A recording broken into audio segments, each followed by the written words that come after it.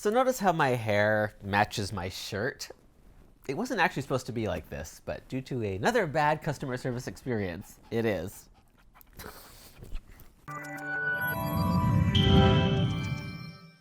So I'm dog sitting again, and look, I swear, I am not a bad customer. Despite the fact that some people about my wedding suggested that maybe I'm a groomzilla or I'm just super difficult to deal with, I'm not. In general, I'm a very kind, polite person. It's just the Canadian thing to do. But I do seem to have these experiences, and why not just share about it with you and with you? Look, I don't want to make out right now. So, what happened is, I don't have a regular... Okay, he's distracted now. He's playing with his toy. So I don't have a regular hairdresser anymore, and I just kind of go wherever. And I decided I want to do something different with my hair. So I decided to look on Groupon to see what I could find on there. And I found a hairdresser that was offering a full head of highlights. And it specified this was for men. You could either get just a haircut or a haircut with the full highlights. It specified not just partial, it's the full head. So I thought, okay, perfect. I'll try this guy out. He's not far from me. And highlights sounds fun. That's something different. I'll do that. So I buy the Groupon and I call him as per the instructions on the Groupon, and I say, hey, I want to use the Groupon for the haircut and highlights. And he like cuts me off and says, okay, you don't have to buy the Groupon. You can just book through me. I'm like, no, I bought the Groupon. That's why I'm calling. He's like, oh, okay. Well, when do you want to come in? And this is the week before Christmas, so I'm thinking he's gonna fit me in like late January or something.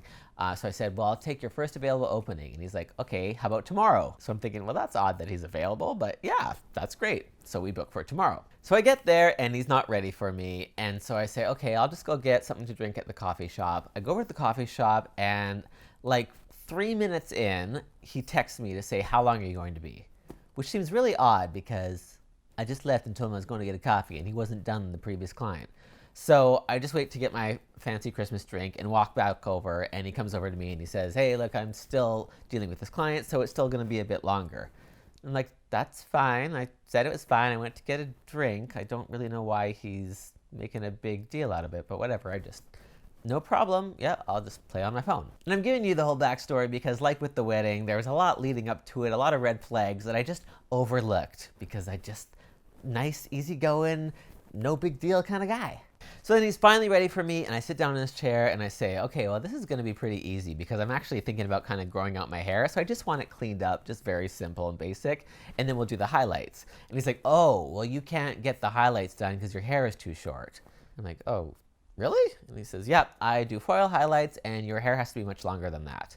Which seems really odd to me because these were highlights for men. I don't know a lot of men who have longer hair than me, and it certainly didn't specify that you had to have long hair. And I said to him on the phone that I was getting the highlights with the haircut. But anyway, I say, okay, well, it's fine. It's not like I had my heart set on highlights. Why don't we just fully dye my hair then? Because you can obviously do that with any length. And I say, I was kind of thinking about going for that like steel blue kind of color. That seems kind of fun. And he says, okay, well, it'll be $70. So I'm like, whoa, that's a lot. It's definitely more than I was expecting, but okay, fine. I already paid for the highlights, so yeah, we can just put that toward the dye and then I'll pay the rest. And he's like, oh no, you can't use the highlights toward that. You just have to pay full price for dyeing your hair. And I'm like, oh, well, what could I put the highlights toward then? And he says, nothing. There's no substitutions. I'm like, well, but I paid for them. Like, I just paid for an extra service. It doesn't have to be the highlights. This guy is an independent guy renting a chair in the salon. He can do whatever he wants. So I'm like, I paid extra, so what am I going to get for the extra? And he's like, well, I can't do highlights. Your hair isn't long enough, so all I can do is a haircut. I'm like, okay, but I paid extra. There was a haircut price, and then I paid extra for the highlights, so I just want to do something else with that money. And you don't have to put the full price of highlights toward the hair dye or anything else. You can just put the price that I paid toward whatever else we do. And he's like, nope, you'd have to pay the full $70, and there is no substitutions, no changes. That money all goes to Groupon. I'm like, what do you mean that money all goes to Groupon? And he says, well, that money doesn't go to me. You paid it to Groupon, and so the money's not for me, it's for them, and so I can't make any substitutions. Now, I don't know if you know how Groupon works, but I very well do, that people don't pay to be listed on Groupon, so it's free exposure that way and through their email blasts and that sort of thing. And in return, Groupon keeps part of the money and gives the rest to the vendor. Typically, what I've heard is it's around 50%, but it can vary depending on what they negotiate. But typically Groupon would keep half and give the other half to the vendor. So the vendor didn't pay anything to be on the Groupon website and to be in the Groupon email blast and all that sort of thing. But in exchange,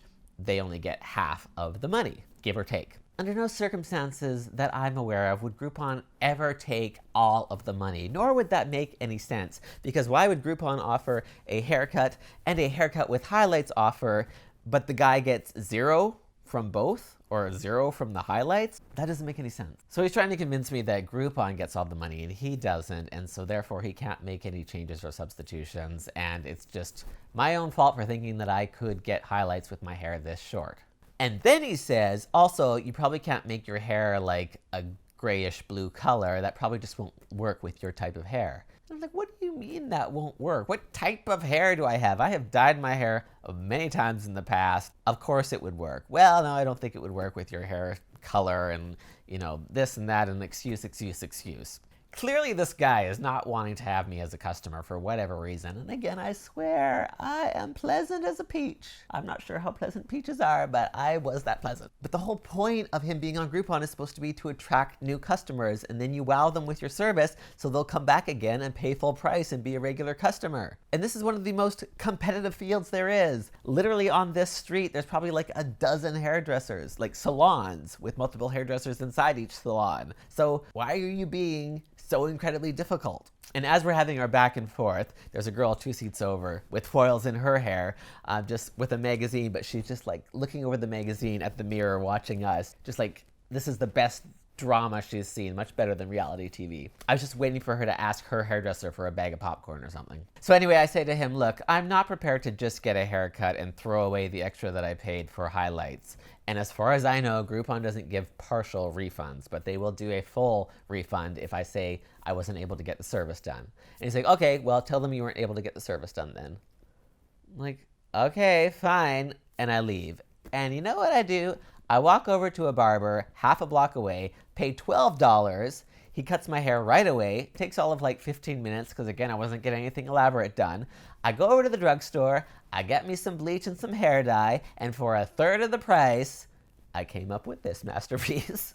Is the cut that I got for $12 as good as the one that this guy would have given me? Maybe not. Did my hair color turn out as good as if he had done it? Probably not. Did it cost me a third of the price and even less than the Groupon? Yeah. So this was exactly a week ago, so my hair's growing out a little bit. The color's maybe fading a little bit, but I like it. It's just it's not like crazy, but like I said, it matches my shirt, and that's the important thing. And I'm totally happy with it. I didn't have to deal with someone who clearly doesn't want my business for whatever reason. And Groupon gave me a refund, so all's well that ends well. Now, to give you an update on the bigger drama of the month about my wedding, the story kept going and going and going. Normally that kind of thing picks up steam for a day or two and then dies off. People talk about something else. But for 2 weeks, daily, there would be new articles writing something about it. Always with the headline about Sheraton or Marriott turned away a same-sex couple and how the Hilton came in to save the day. And I kind of thought it was going to die after about a week, and then USA Today did a story on it, and it just like gave it this whole resurgence. George Takei shared it on his Facebook page to 10 million people. Like, it just keeps going and going and going. I was just interviewed yesterday, so that's probably going to come out in a couple days. Somebody who did an interview near the beginning sent me more questions today because he wants to do a follow-up. It just doesn't end. So at the point where I was 9 days in, I still hadn't heard from the resort in question. I'd heard from Marriott, the parent company, the day after my video went up, but then nothing again after that, and nothing at all from this resort. So I actually said on my Instagram stories 9 days later, I haven't heard from the resort at all. As far as I know, it's just business as usual. The girl who did this to us got a pat on the back for a job well done because she was doing exactly what she should be doing. Like, I don't know if I don't hear anything. And lo and behold, a few hours later, I got an email from the general manager of that specific resort. He apologized for what happened, and he said they were going to do some internal training to do better, and invited us to come to his resort at another time as his guest. So it was nice to hear from the general manager of this resort in question, to actually hear that, no, they weren't okay with what happened. They were apologetic, and they did want to do training to be better. But like with the Marriott's call the day after this all happened, it wasn't really enough. like, yes, you say sorry, that's great, and you say you're going to do some internal training, but what does that mean? What does that look like? And how do I know you're actually doing it and not just waiting for everything to die down and then it's back to business as usual? So basically, that's what I said to him in a return email. Thank you, and I'm glad that this is what's happening, but what does that mean? And my suggestion is that you hire someone externally to come in, someone who is not actually a Marriott employee or affiliated with them, to come in and do some diversity and inclusion training. And at that point, that's when we would consider coming to the resort so that I could see it for myself and make a video showing how you are actually doing something. You are walking the walk and turning yourself completely around. So he replied to that and said that they are doing a specific training right now that's going to be done next Friday, and then they had 2 more different types of training from Marriott International that they were going to do in January. And he said that he would definitely consider hiring someone externally to come in and let me know that Marriott is a sponsor of IGLTA, the International Gay and Lesbian Travel Association, and the person who called me from the Marriott originally is actually on the board of the IGLTA. So then I replied to that just yesterday, and I said,